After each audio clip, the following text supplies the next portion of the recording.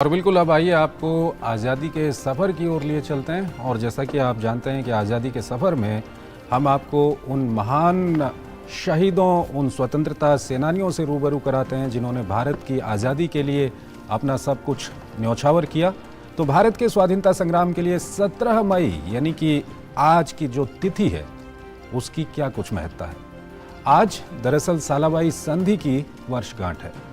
साथ ही आज स्वतंत्रता सेनानी महावीर सिंह, दौलत राव नाइक और शेर मोहम्मद खान की भी पुण्यतिथि है। हम इन सभी वीरों को श्रद्धांजलि अर्पित करते हैं। ये रिपोर्ट देखिए।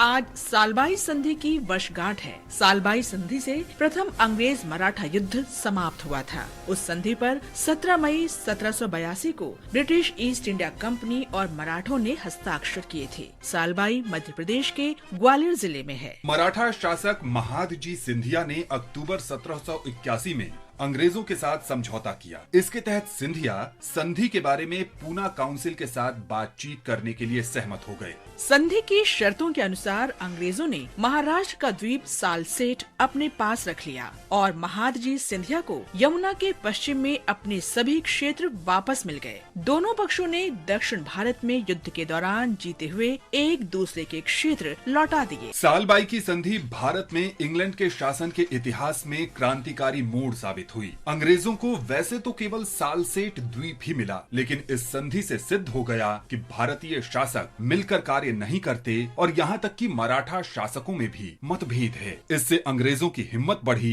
कि उन्होंने उस समय के भारत में सबसे ताकतवर सत्ता पर बढ़त हासिल की। आज हम क्रांतिकारी स्वतंत्रता सेनानी महावीर सिंह को श्रद्धांजलि अर्पित कर रहे हैं। वे 17 मई 1939 को वीर गति को प्राप्त हुए थे। महावीर सिंह महान क्रांतिकारी, स्वाधीनता सेनानी, चंद्रशेखर आजाद और भगत सिंह के विश्वसनीय सहयोगी थे। महावीर सिंह का जन्म 1904 में उत्तर प्रदेश के एटा जिले में हुआ था। वे विद्यालय के दिनों से ही स्वतंत्रता आंदोलन में शामिल हो गए। उन्होंने असहयोग आंदोलन में भाग लिया। 1925 में कानपुर कॉलेज में पढ़ाई के दौरान महावीर उस समय के अन्य युवा क्रांतिकारियों से मिले और हिंदुस्तान रिपब्लिक एसोसिएशन के सदस्य बन गए। महावीर 1927 में लाहौर चले गए और क्रांतिकारी गतिविधियों में सक्रिय हो गए।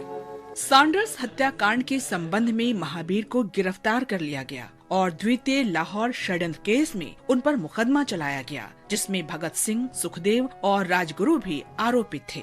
महावीर को आजीवन निष्कासन की सजा दी गई। अंडमान में उन्होंने सेलुलर जेल में खराब जीवन दशाओं और कैदियों के साथ अमानवीय व्यवहार के विरोध में आंदोलन किया।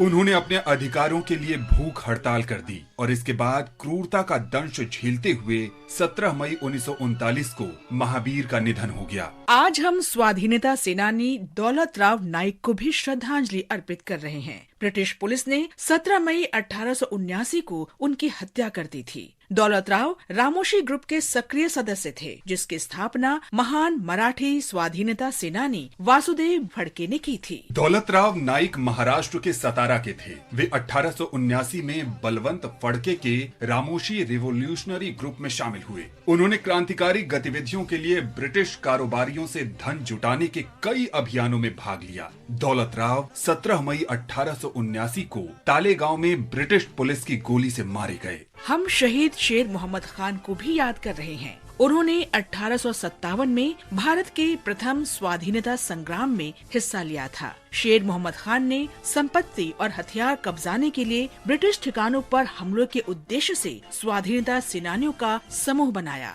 मुठभेड़ के दौरान कंपनी सेना ने शेर मोहम्मद को पकड़ लिया और उन पर सरकारी संपत्ति लूटने तथा अंग्रेजों से विद्रोह करने के आरोप लगाए गए। उन्हें बेड़ियों में जकड़कर सश्रम और आजीवन कारावास की सजा दी गई। 17 मई 1858 को अंडमान की सेलुलर जेल में शेर मोहम्मद खान की मौत हो गई।